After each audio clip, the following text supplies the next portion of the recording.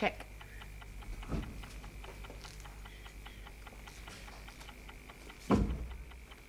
Well, he can't stay where he is. Alive or dead, your husband is something of an embarrassment. It's all right, he's bound to be a patient. Benedict speaking. Hung up. Why? Oh, they do that sometimes. They can't bring themselves to speak, but they like to know that I'm here.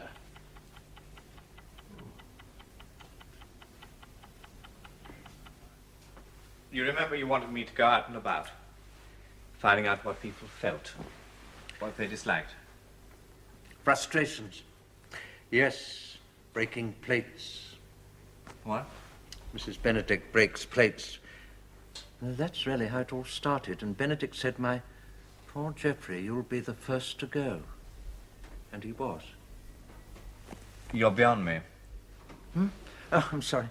It was at a dinner party, and Benedict and his wife were there. We were having a talk about the frustrations of government, even good government. You see, whatever one does, however well one plans it, someone is bound to get hurt. And Benedict seemed to suggest that the more one helped people, the more frustrated they became, and really is a typical piece of psychiatrist silliness.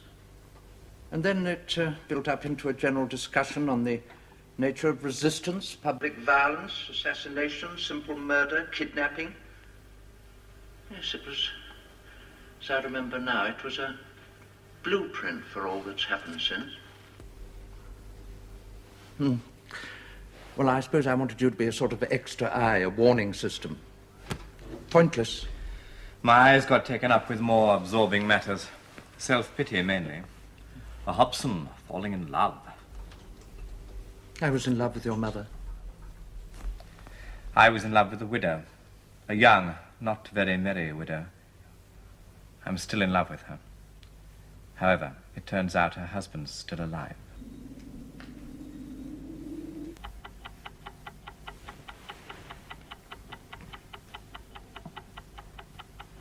Check. Norman was showing me a kind of dossier of victims. Pictures of the dead, damage. He'd also made one of the things you tried to do. I? The government. It's the same thing, isn't it, in a dictatorship? I don't care for the word. It only describes a form of government. It's not bad in itself. Like democracy. The Americans think democracy is a word meaning good. The Russians think it's a word meaning bad. But all it really means is a form of government. Thank you, Chris. I can suck eggs. Sorry. Anyway, Norman showed me both sides. Your work, your plans, and the opposition. He was very fair about it. Obviously, the G's provoke opposition, but you landed with the G's. And I still seem to need them, however. Nothing you've done or tried to do can justify the form opposition has taken. It's innocent people who suffer, innocent people caught up in violence. And looking at those pictures, studying the files, I felt... Well, I've always steered clear of your life, Father. I wouldn't go into the business. I've kept you at arm's length. Only now, for the first time, I felt like... Joining?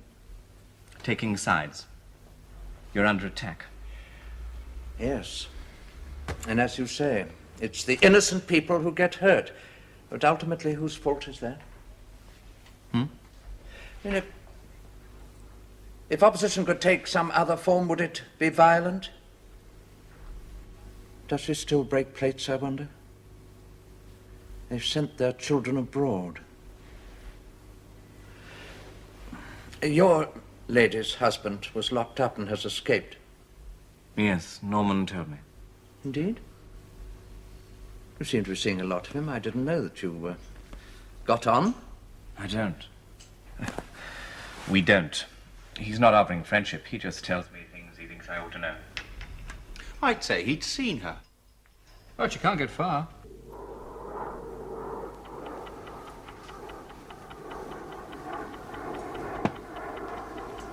Mate. You can't have been concentrating. Frank never wins at chess. You mean I'm the embarrassment? If I hadn't killed him, you wouldn't be worried by the body? Well, it wasn't exactly restful before. No. We still didn't know what to do with him. An embarrassment, alive or dead. What an epitaph. He was happy in the rehabilitation centre before you arranged for him to escape. Stoned, but happy. They killed most of the Class A prisoners after he'd gone, because one escape meant that the system wasn't secure anymore. Men I admired, quietly, painlessly, unexpectedly. An administrative decision. An embarrassment, alive or dead. If you're only looking for an epitaph, Out of His League might be a better one. You sure we're in ours?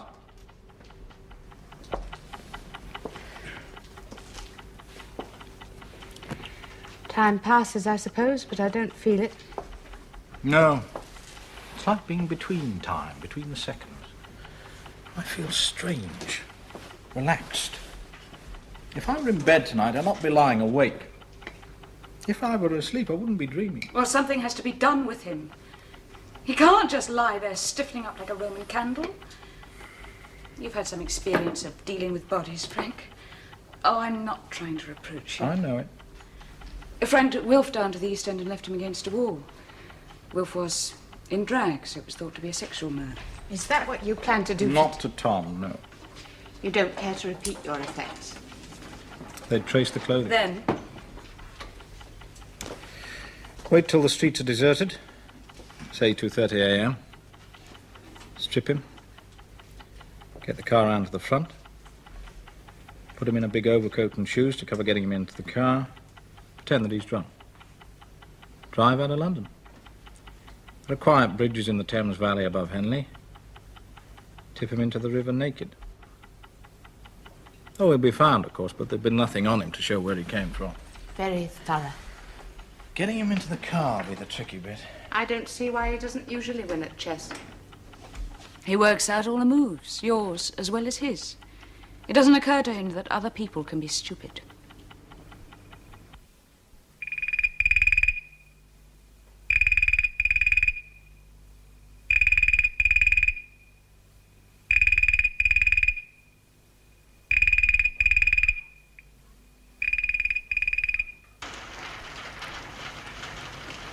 There's no one in the street, anyway.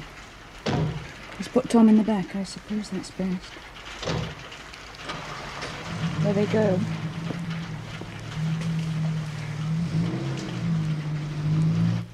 Well, you've got the number of the car. There's no need for any one person to follow him for long.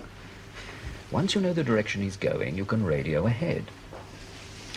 No, he must not be stopped. I don't care if he's got 10 dead bodies. I don't care if he's got the entire cabinet in a cataleptic trance.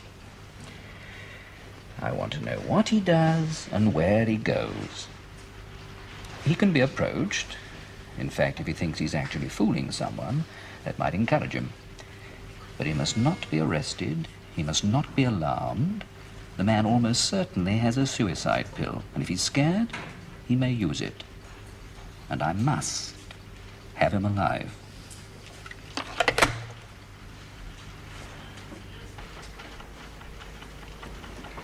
Who lives opposite? I don't know. There wasn't a light. Does it matter? No. I thought I saw the curtain move. Don't say things like that unless you mean it. I think we can guess the identity of his drunken friend. Dead? Your people think so, and it is likely. Why did they kill him? An embarrassment? Why did they bother to get him out of the centre? Well, the explosion at Redditch. Anyone could have done it. Almost anyone.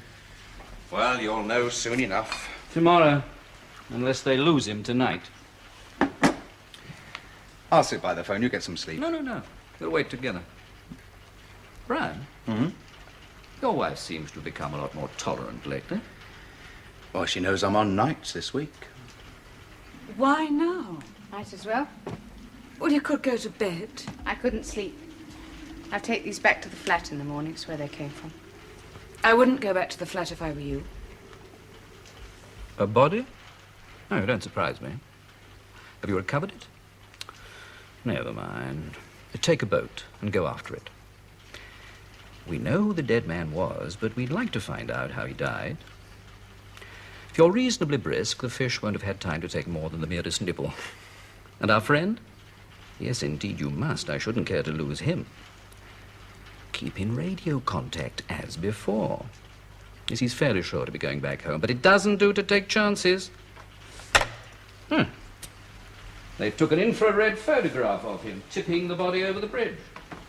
Once one knows who these people are, surprisingly easy to catch them. Where then? Frank will have to find you somewhere. No, I'll find somewhere. How? I think I know someone who'd help. You're Chris. He is mine. Not sure that he is. I suppose I hope he is. Anyway, he'll help. It's his speciality, helping. Let's go downstairs. Spooky up here with the wind.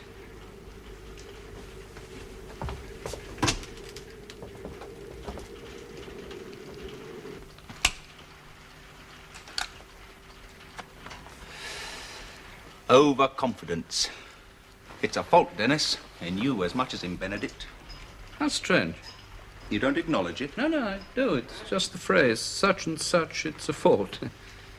An echo. Somebody else used it. One of my predecessors? Quite the contrary. I didn't care for him. I wanted an idealistic G to impress Hobson. Gerald, the idealistic G. You remember he was... Murdered, yeah, kidnapped and murdered. Priggish young man. Hobson liked him, I didn't. Because he told you your faults. You do that, and I haven't noticeably resented it. You've grown noticeably more human. You're more prepared to have them.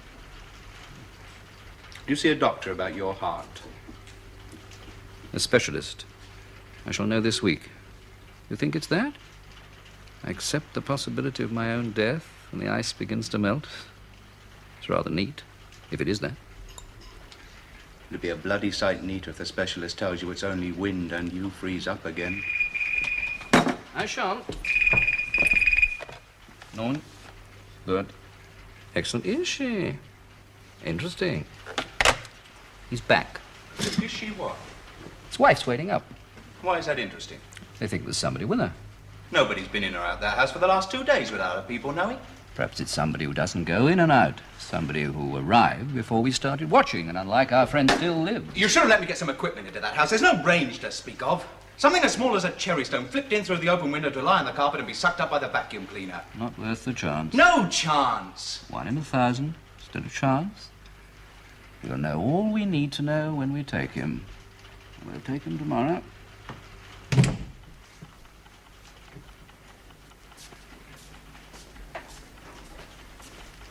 Well, he's an embarrassment now.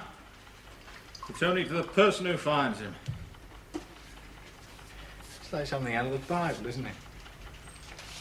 Some innocent, pubescent girl goes down to the riverbank one morning, and there in the water, bobbing up and down in an eddy beneath the willows, there's a naked man. All the biology lessons suddenly make sense. It's there, the full equipment spread out before. Only, of course, he's dead. No good at all, no good at all. Frank. We've got to get out of this. Get away, join the children. It's easy for you to work abroad. You've done enough here. I'm not cut out for Lady Macbeth.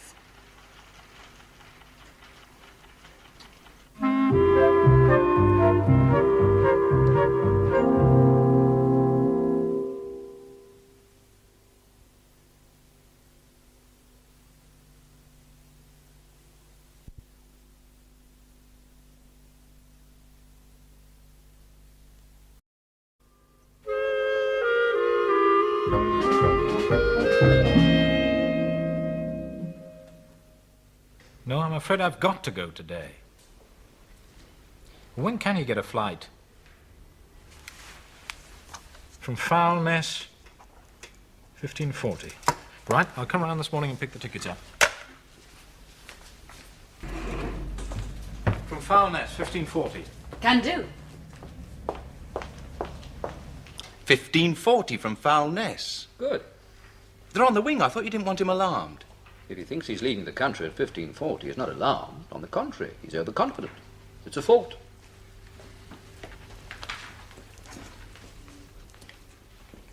He's phoning the Home Office now. Passports. Vaccination certificates up to date. All this talk of killing. Well, there should be a box with bits and pieces of foreign currency in this drawer. People who knew too much. Oh, $500 in traveller's checks. Stopping their mouths. They devalue the dollar so often nowadays one can't keep up. It's all gone. You were going to stop my mouth. Or at least I thought you were. And now it's all dissipated into coziness and packing. There's no point. You don't know any Quarmbys except us, and when we've gone, you can say what you like. The only trouble would be if they picked you up before the plane left. It's an Air Canada flight, it can't be recalled. Coziness and packing. Oh, I'm sorry, Claire, I don't mean to be heartless. We leave you in danger, but we can't take you with us. It's only a week since the phone rang. I've escaped. I'm hiding out in the Savanac forest. It seems like a lifetime. Every day a year, every hour. Except that's only 7 years, rather a short lifetime. What have I been doing exactly? I mean, what's my crime when they pick me up?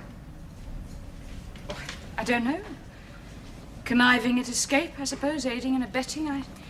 I haven't thought of it like that. Anyway, I shouldn't imagine they'll play it by the book. Was I conniving when I killed him?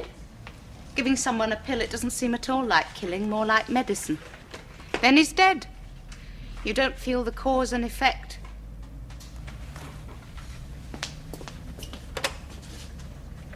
I'll phone Chris when the phone's free. Well, it's the twins. Yet Tony's sick and the other one, well, it looks like meningitis. We're both going. Well, that's the point today, I'm afraid. This afternoon, it's absurdly inconvenient. I'm more sorry than I can say. Well, I've spoken to the Home Office, and all that side of things can be piled onto Baxter's plate for the time being if you'd look after the patients. Well, no, there's nothing complicated. There's an attempted suicide. Tries it every other week. Just have to let him succeed if you can't cope. Yeah, Miss Perry has all the files, and she'll arrange to transfer the appointments for you. Unloading his patients. Same excuse, the kid's ill, meningitis. They both have to fly to Canada immediately. He's getting a lot of sympathy. That's a good story. He'll have to go out to pick the tickets up and go to the bank for some money. Will you let him get that far? No, I've got a valid excuse now to go and see him. I'll phone at once. Yeah, just a minute. There's someone else on the line. Guess who? Claire Weston, Right. And who's she phoning? Christopher Hobson. Right again. They're letting her go. She wasn't a prisoner, more an accomplice. She's not giving much away. I suppose if you've got to go into hiding with the Prime Minister's son, isn't a bad choice. They don't know we're watching their house. They don't know anybody's onto them at all. He's going round. I don't want him there when we arrive. Well, if they know you're arriving, they won't want him to stay. Funny, they killed the husband readily enough. It would have been far safer to kill the wife. Now, the line's free now. Oh, good.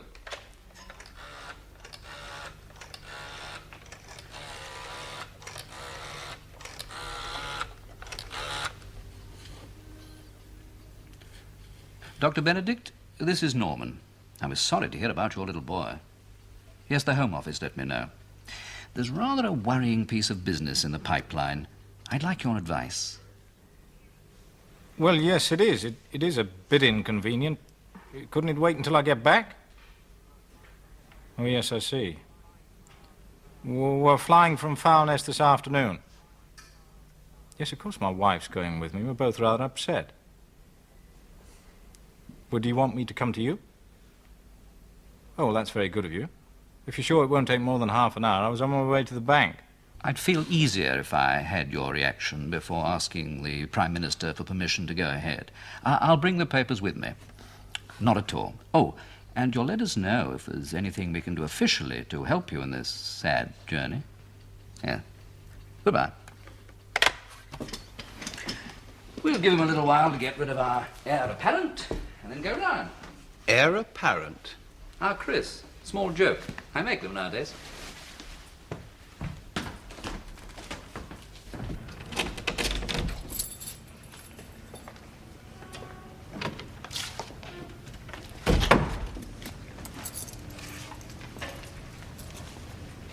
Do you want to Yes? change or anything? I haven't anything to change into. They're all Tom's things in there. It's a bit cloak and dagger.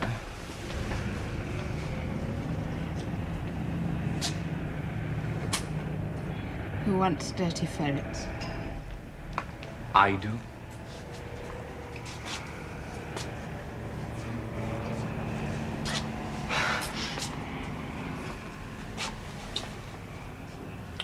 Welcome home.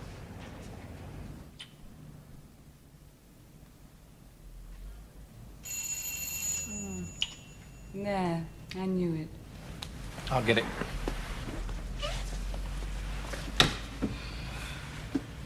But he's a murderer. You don't have to protect him. I'm a murderer too, love. Murderess. I'm protecting myself. I killed Tom. I had to. At least I thought I had to. Euthanasia. Different word for the same thing. Anyway, Frank's not a murderer if I'm not. Not really. I mean, he is, but it was political, not personal. Makes it worse. When I was just a patient of his, I didn't care for him. But now I like him. I'm sorry for him. I like them both. My colleague, Mr. Arnold. How do you do? How do you do? How do you do? Would you like to come into the office? No, it's quite all right. Glass of sherry. How very kind. I'll do it. Really sherry, or would you prefer scotch? I prefer a dry sherry. I rarely drink spirits. Just tonic. Scotch for me, please, love. You wanted my advice? It's a delicate matter. Well, then, hadn't we better go into the... Concerns your wife. Concerns me. Well, both of you. There, now, I've worried you. I didn't mean to. Please, Well, perhaps it would worry us less if you explained. my precise intention. It wouldn't, you see, have arisen at all if it hadn't been for this unfortunate, thank you, for the matter of your child's illness. I was distressed to hear of it. Should have begun by offering my sympathies. How impolite you must think of me. It concerns my son's illness? They'd have taken you off the aircraft. Only point of fact, wouldn't have allowed you on. Or perhaps I should begin at the beginning. Please do.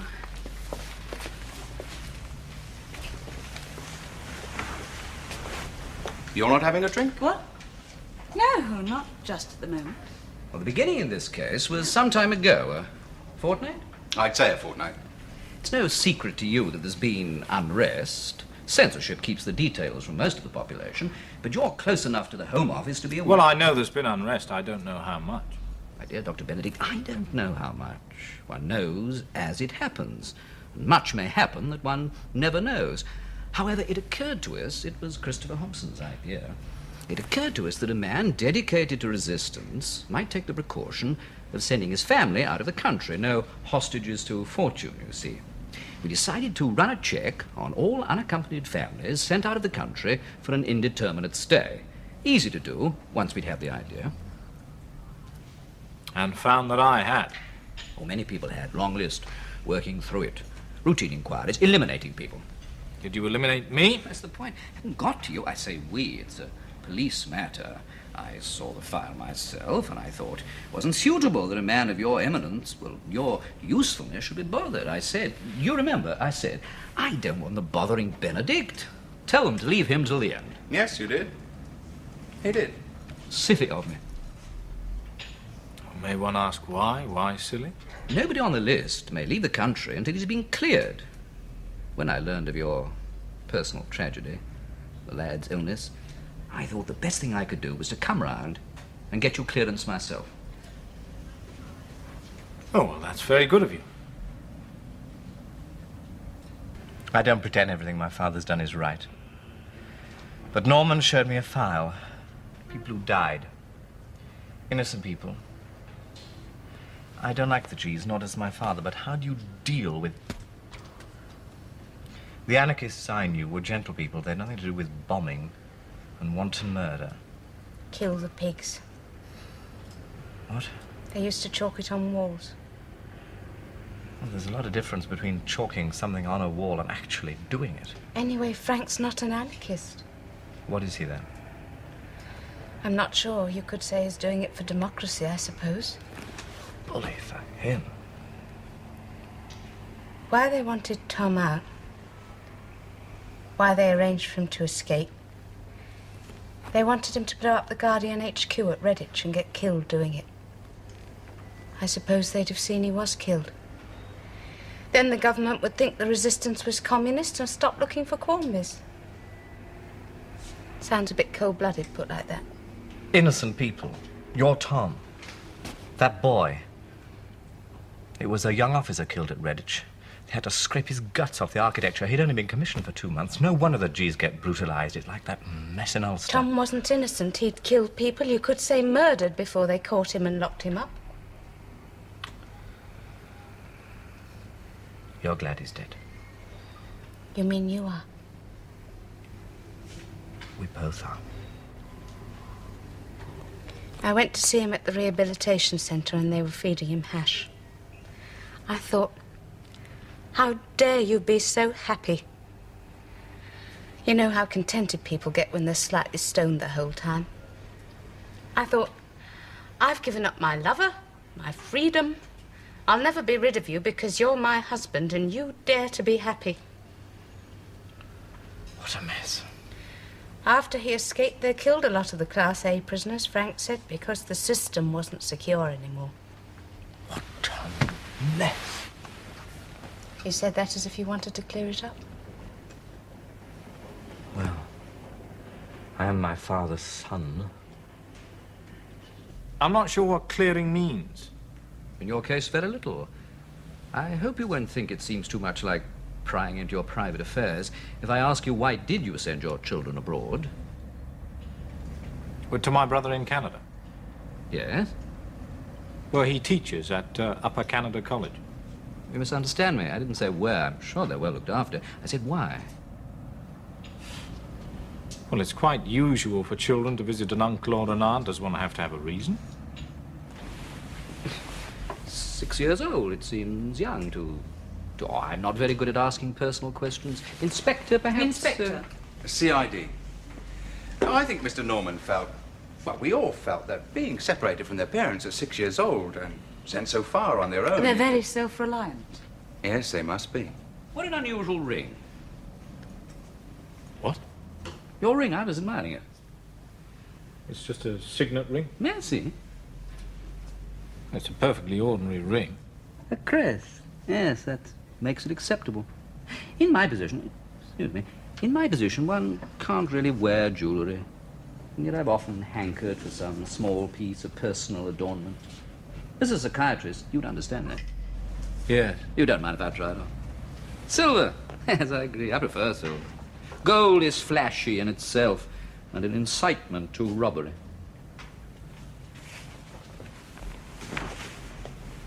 Do you think I could have some more tonic? Please. We were asking, weren't we, about the children? Do you think I might have my ring back?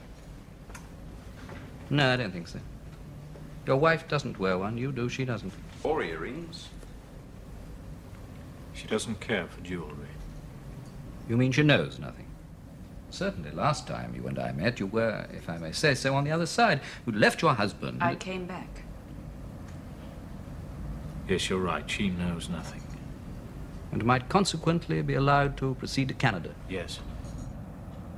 It was Weston's body last night, I take it. Unnecessary question. I know it was. I actually have an infrared photograph of you tipping it over the bridge. Excuse me? The house is under very close surveillance. Mrs. Weston was allowed to leave, particularly when one considers who came to get her. But your wife wouldn't... Don't be too confident. If she comes out of that room with a machine gun, we'll both look remarkably silly. Admirable caution. Will she return with the machine gun? No. Suicide. It doesn't matter. It's the man we need. Well, she hasn't gone in there to shell peas. It's Eleanor Benedict. We met at... Yes. Yes, Look, I'm sorry, I haven't very much time, and it isn't easy to explain. I'm speaking from my home. You know where it is? Please, could you come here at once? Yes, at once. It's very urgent.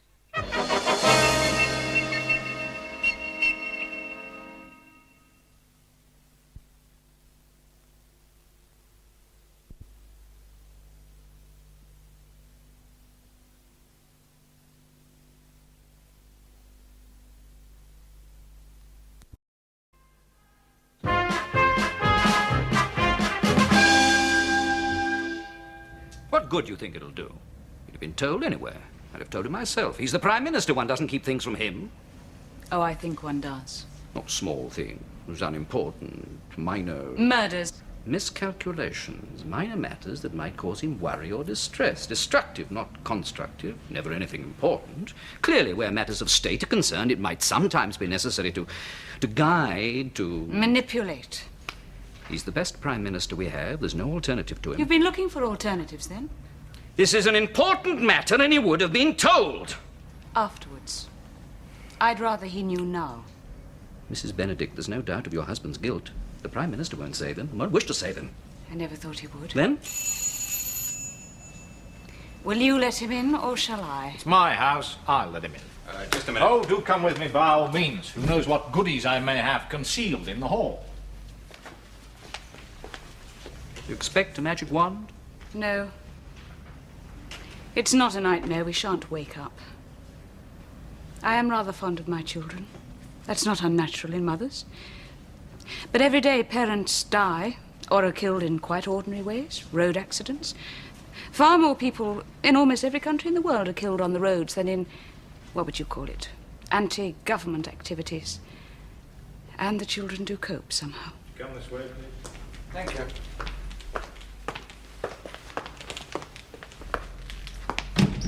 Ah. Well, if Norman's here, you're right. It's clearly urgent. He doesn't waste his time on the mere niceties of social intercourse. But surely Inspector Arnold should be looking after my safety, not yours. He is. An important matter of state security is involved. Exactly. State security, not my security. Now, you have the whole of the CID to choose from, to say nothing of military intelligence and the Guardians, and you picked my own personal security officer, my very own private detective. Since, however, you are now here, Prime Minister, perhaps you'll agree the position has been regularized and we may move on? Except that it wasn't, shall we bear in mind, you, Norman, who regularized it. May I? June? Well, my dear? Mr. Norman has discovered that my husband has been engaged in resistance to your government. He discovered it rather late. We were leaving today for Canada. You know the sort of thing, flight once, all is lost. Well, it was rather more lost than Frank thought. They were already watching the house, tapping the telephones, taking infrared pictures in the dark. Having a good laugh, I dare say, at the little victims so unconscious they've been discovered. Like looking at lovers through a two-way mirror. I suppose the whole house is riddled with hidden microphones. No, it isn't. Then, just as we were about to go, they moved in. Been going on for some time, then? I told you Benedict was under suspicion. He'd sent his children abroad. But you didn't tell me that I you would have done. When you were done? When we were done, I think. Why? Tell him, Frank. That's why I got him here. You dragged the Prime Minister out here merely Tell him, Frank. There isn't any doubt about it. My husband has killed people. Geoffrey Hollis's death. He was responsible for it. He helped to plan it. And others too, more than I know, probably. I'm not trying to save his life. I know he's bound to be punished. What do you do to political criminals? Shoot them, hang them, strangle them with piano wire? You can't very well use that injection thing you give to ordinary murderers because he knows about it. Tell him, Frank. It's not your life I'm trying to save. What are you trying to save? His work. His pride, at most. And other people. What other people? If you think you can bargain... Little man! Little man! You don't know anything about what I think. I mean other people. Literally other people. I don't know how many. Lots. Because it could stop. Yes. You see, you couldn't get many names out of Frank, whatever methods you used, because his organization doesn't work like that.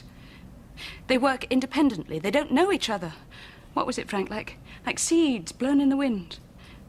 But the point is, if Frank's right, if it hasn't gone wrong, the point is that they all want the same thing. And if you gave it to them, that wouldn't save my husband, but it would make what he's done worthwhile. And save so much violence. So many other people. Yes? You know it. We spoke of it, the logic of it. Yes. The logic of resistance is to provoke the government into violent and tyrannical acts, to brutalize it. Because if that goes far enough, the majority of the people will turn against it.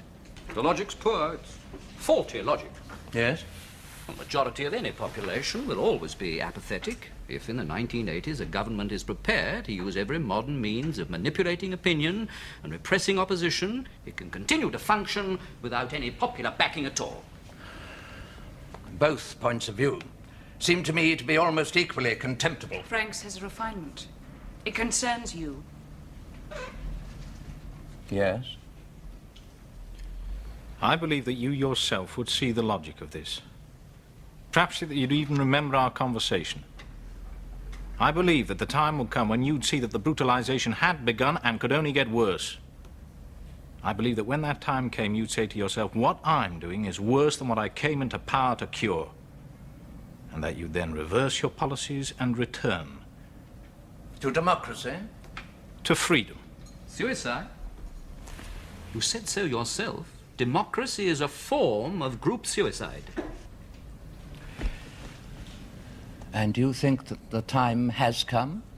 Well, if it hasn't, it soon will. Well, what makes you think that I myself am free? Isn't it the accepted Marxist view of history that there are no free acts by individuals, only the continuing fight between capital and labor, which ends when capitalism is finally defeated and the dictatorship of the proletariat begins? Well, under that view, I shouldn't be able to reverse anything. There'd be too many people with an interest in stopping me. I'm not a Marxist. You are free. Yes, I believe I am. What an interesting chess set. Well, my own is rather more old-fashioned. Well, in 5 years, perhaps 10, the Prime Minister wouldn't be free. Too many entrenched interests. But these are still new days. I could go into reverse. You see, I'm not a prisoner of the capitalists. They don't like this government very much. Oh, I've given them industrial peace, but at the cost of holding down prices and dividends in any way. The bigger industrialists prefer labor trouble, drives their weaker competitors out of business. And the civil service wouldn't mind. They keep their jobs. Even you, Norman. The cabinet would still need a secretary. Only the Gs might resist it. General's dead. I don't think the area commanders are likely to combine. And if we do the job decently and see the senior officers don't lose rank or pay, I think they could be disbanded without loss of face. In fact, we've had contingency plans for disbanding them for so long. Really would be a pleasure to put them into effect. Oh, yes, could be done. And will you? I should have been in power 5 years. That's the length of a parliament. And would be again. You'd probably be re-elected. Oh, no, I don't think so. You don't think you'd do it? Or you don't think you'd be re-elected? Do you remember Plan A? The Class A political prisoners in the rehabilitation centre efficiently liquidated after Weston's escape, and other killings? I often didn't know about them, but the responsibility is mine. I should be as likely to stand trial as you. Not quite as likely. You failed to allow, I think, for that contingency. The government must go on. Can't go back. I said I was free, Norman. Free of fear as well. Fairly free. If I were impeached and had to stand trial as a sort of peacetime war criminal, I shouldn't enjoy it. But I don't fear it. Mrs. Benedict, there was no need to send for me. As Norman says, I can't save your husband. He's been involved in a lot of killings, and he must be executed. As for the rest, you were right, Dr. Benedict. I am sickened and repelled by what we are beginning to do. I feel myself ultimately responsible for the death of innocent people. I was already beginning to see the logic. Now mark me how I will undo myself. I give this heavy weight from off my head, and this... Parliament will be recalled and dissolved, and there'll be free elections. Brian, Sir Timothy has become an active danger to national security. Would you... I'd have preferred a written order, but I suppose there's no time for it. afterwards?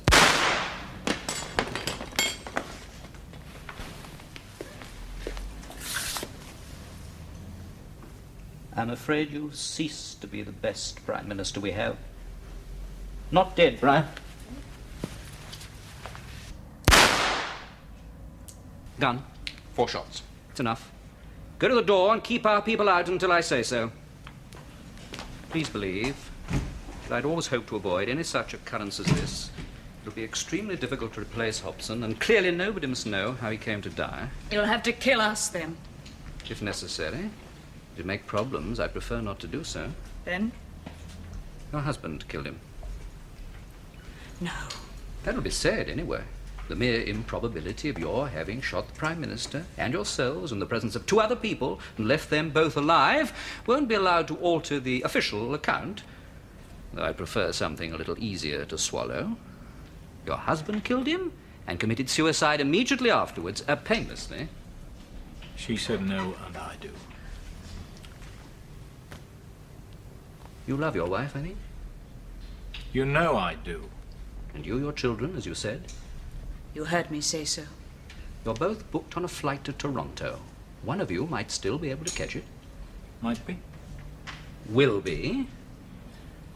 You were distressed when I took this from you. Now you see I'm giving it to you back. No, Frank. Ah. Well, consider it logically. Whatever happens, you'll die, and so you should. You're a murderer. The law, as it stands, is sufficient to convict your wife as an accomplice, so legally she should suffer death as well. But as I've said, I should have to shoot you both. Though I could hardly miss you at this range, I'm an indifferent shot. It might take more than 1 bullet. But if you cooperate, one of you will live to rejoin your children.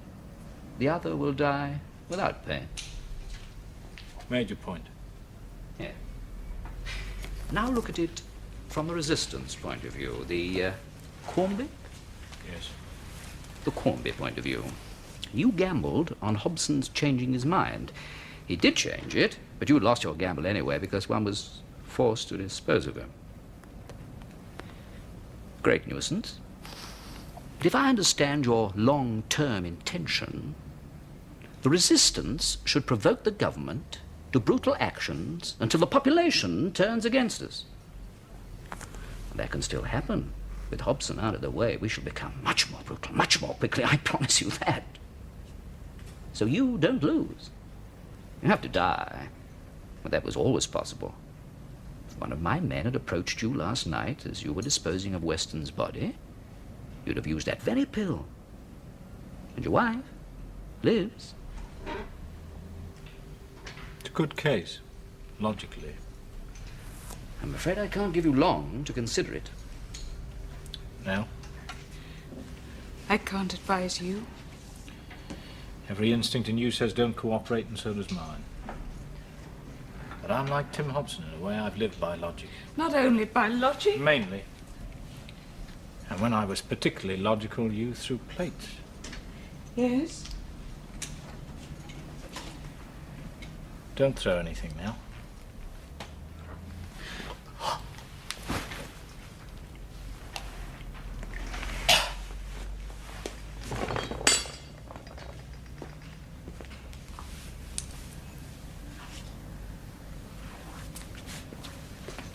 Wait. Yes?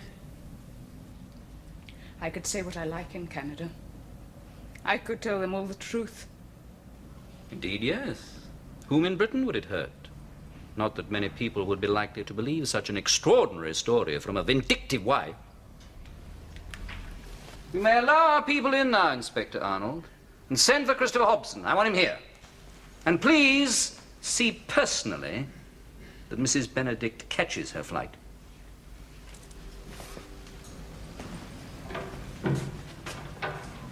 Dear Mrs. Benedict, I can't tell you how sorry I am that you should have been caught up in such an unhappy affair.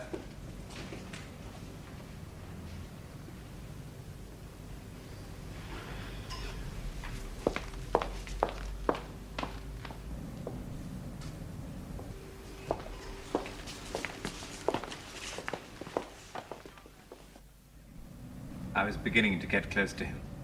The wife, you see, had actually worked with us. She was the goddaughter of one of your father's oldest friends. I'm not blaming you. I'm not blaming anybody. Not very generous. More than I should be. Am I? Well, it may pass. What happens next? That's the biggest problem. I can't ask you to be concerned with it. And yet, Yeah. I must ask. Well, The problem is continuity. Quite simply, carrying on your father's work. you can't mean... I do mean it. But no member of the cabinet has your father's stature or authority, and not one of them would accept any of the others as his superior. It's the same with the Guardian's area commanders. I myself, no following, no position. I'm a natural subordinate. In the recent past, such a situation couldn't arise. A knockout election among members of a parliamentary party, sort of survival of the least offensive, or in extreme cases, a summons from the throne. These determine the leadership. We've no parties. There's no throne. We shall be in danger of a civil war unless we can find a leader who has no obvious rival. You have one simple, strong advantage. You're your father's son. When Oliver Cromwell died, his son Richard made a very poor hash of government. He lacked ability. Do you? No. I have ability. And inclination? I'm tired of doing nothing. I'll see to the stage management. One thing. Yeah? I intend to marry. I'm sorry, Claire. I would have asked, but this has come to me very quickly. I intend to marry Mrs. Weston. Can you think of any reason against it? The Prime Minister should be married. No reason, then. I've always considered Mrs. Weston as an innocent person caught up in circumstances beyond her control. And at least there can no longer be any doubt that her husband is in fact dead. No, we can be sure of that. Let me be the first to wish you happiness.